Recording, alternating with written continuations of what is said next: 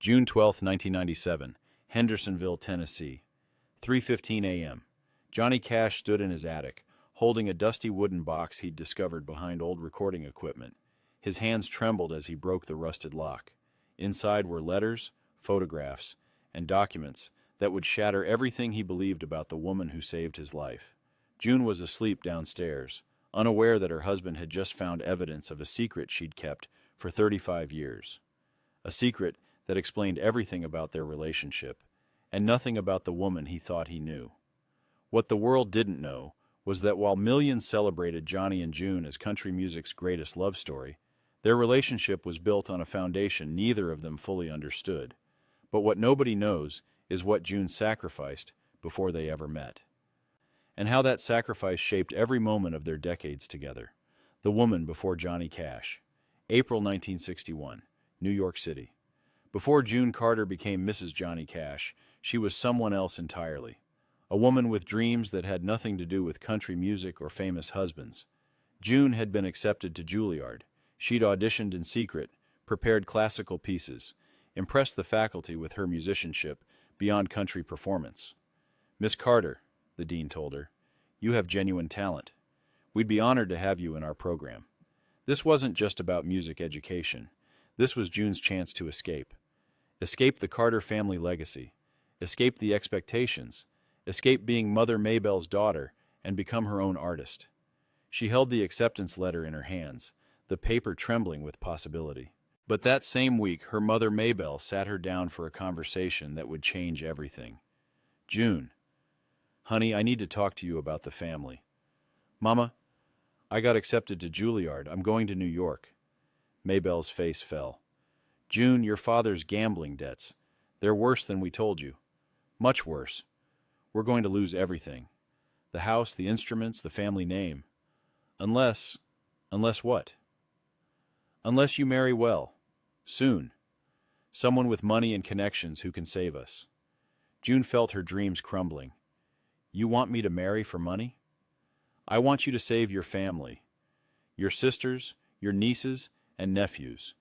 Everyone depends on the Carter name. If we go under, we all go under." June looked at her Juilliard letter, then at her mother's desperate face. She made a choice that would haunt her for decades. She turned down Juilliard and agreed to her family's plan. But you're not ready for what that plan involved. The arrangement nobody knew about. May 1961. The calculated introduction. The Carter family's management arranged for June to meet Edwin Neal, a wealthy businessman from Virginia with connections to the music industry. He was 20 years older, recently divorced, and looking for a young wife to rehabilitate his image. "Miss Carter, I've heard wonderful things about your family," Edwin said at their first meeting. "Your mother speaks highly of you," June replied, her voice flat.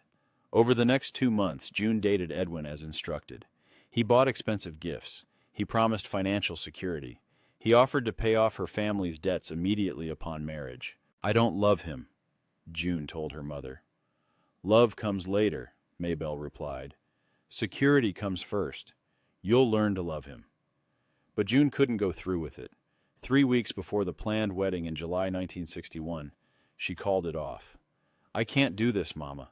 I can't marry someone I don't love, even for the family." "Then the family suffers," Maybelle said coldly. "That's your choice to make." The rejection of Edwin Neal came with consequences. The Carter family lost their home. They had to sell instruments, archives, precious family heirlooms. And Maybelle never quite forgave June for choosing herself over the family. That guilt, that sense of having failed her family, would shape every decision June made for the rest of her life. Don't miss what happened when June met Johnny. The meeting that felt like fate. November 1961. Grand Ole Opry. June was performing with her family when Johnny Cash walked backstage. He was already famous, already troubled, already showing signs of the addiction that would nearly kill him. "Miss Carter," Johnny said, his voice rough but respectful. "That was something special out there." "Thank you, Mr. Cash," June replied, noticing his dilated pupils, his nervous energy. "Call me Johnny. I was wondering if you'd be interested in joining my tour. I need someone who can connect with audiences the way you do." June hesitated. She'd heard the stories about Johnny, the pills, the unpredictability, the chaos. But she also saw something in his eyes, a brokenness that matched her own. "Why me?" she asked. "Because you're real," Johnny said.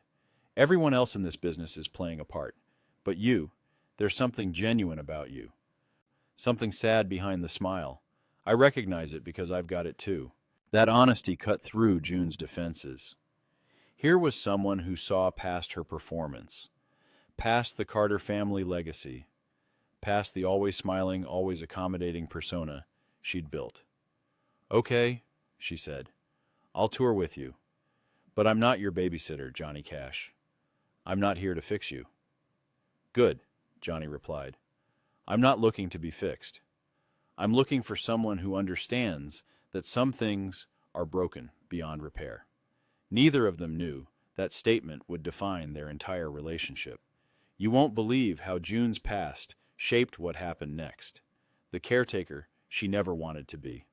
1962 to 1968. As June toured with Johnny, she watched him spiral. The pills got worse. The behavior got more erratic.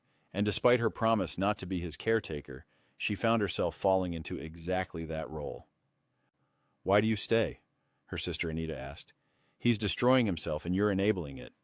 "I'm helping him," June insisted. "No, you're sacrificing yourself again, just like you almost did with Edwin. You're trading your dreams for someone else's crisis." But June couldn't leave. Every time she thought about walking away, she remembered her mother's words. "You chose yourself over your family, and look what happened." This time, she told herself, she would be selfless. She would save Johnny where she'd failed to save her family. "June, you can't love me into being sober," Johnny told her during one of his rare moments of clarity. "I'm not trying to love you into anything," June lied. "I'm just being your friend." But they both knew the truth. June was repeating the pattern she'd started with her family, sacrificing herself, believing that if she gave enough, loved enough, stayed long enough, somehow everything would be okay. The proposal that broke her. February 1968, London, Ontario. Johnny proposed to June on stage, in front of thousands of people. The crowd erupted in applause. June stood there, shocked, trapped by the moment. She couldn't say no in front of all those people.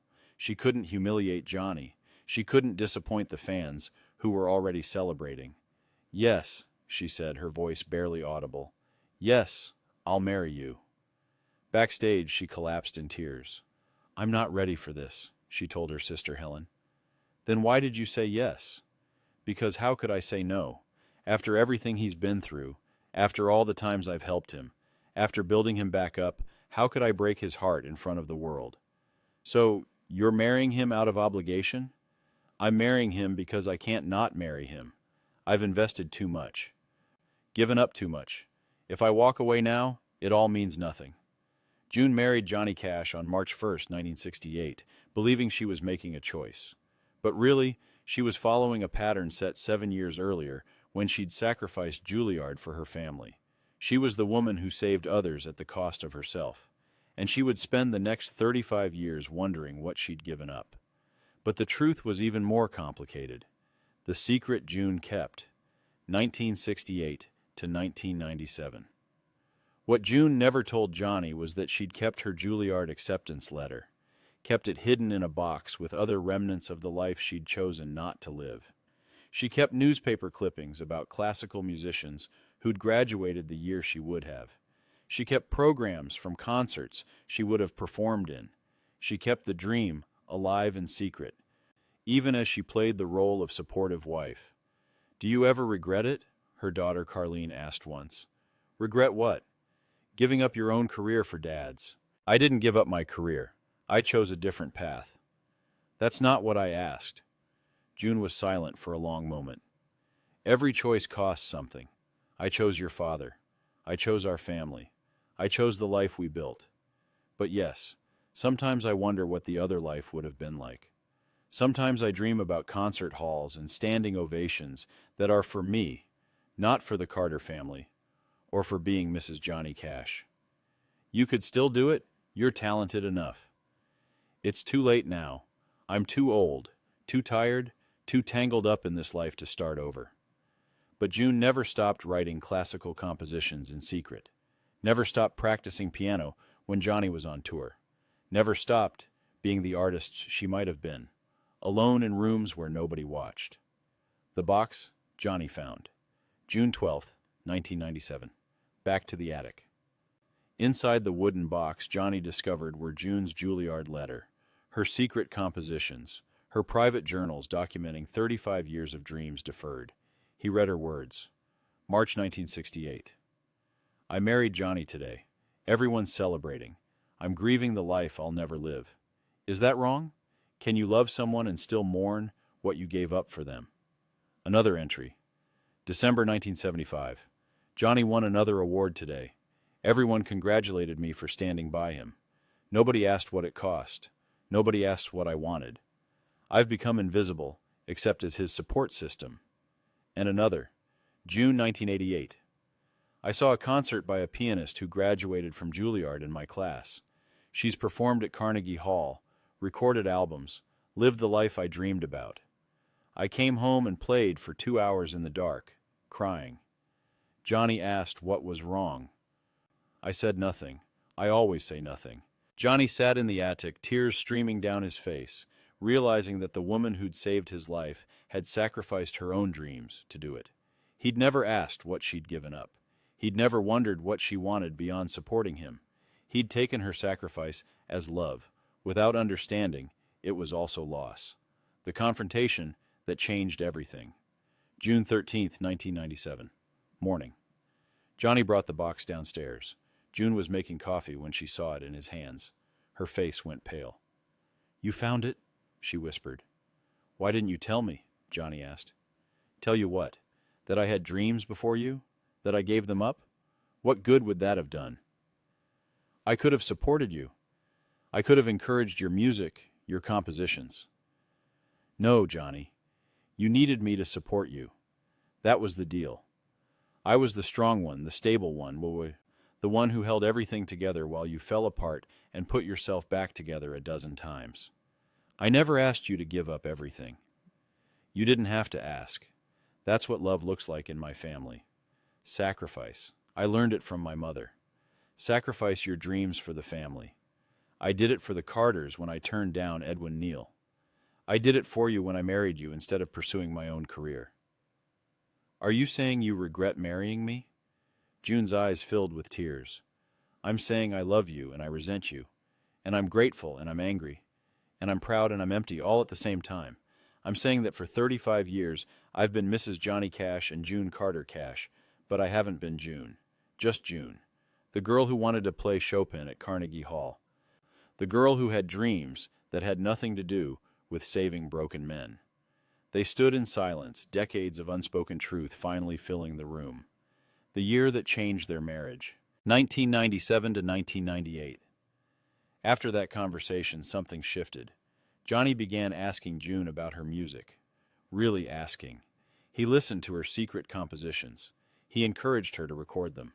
This is beautiful, he said, listening to a piece she'd written 20 years earlier. Why did you never share this? Because nobody wanted to hear June Carter's classical piano. They wanted Mother Maybell's daughter. They wanted your wife. They wanted the woman who smiled and supported and stayed in the background. I want to hear it now, Johnny said. I want the world to hear it. For the first time in their marriage, Johnny put June's art first.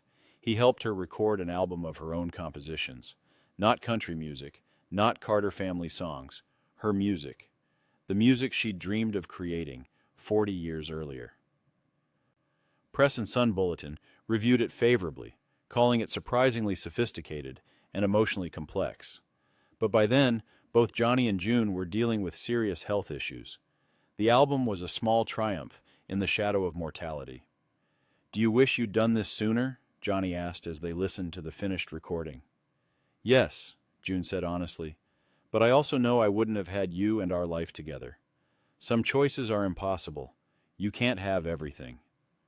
I'm sorry I took so much from you. And I'm sorry I let you. We were both playing roles, Johnny. You were the tortured artist who needed saving. I was the selfless woman who did the saving. Neither of us was fully honest about what that cost. The final years, 1998 to 2003. Knowing the truth changed their marriage. It didn't fix everything, but it made them more honest.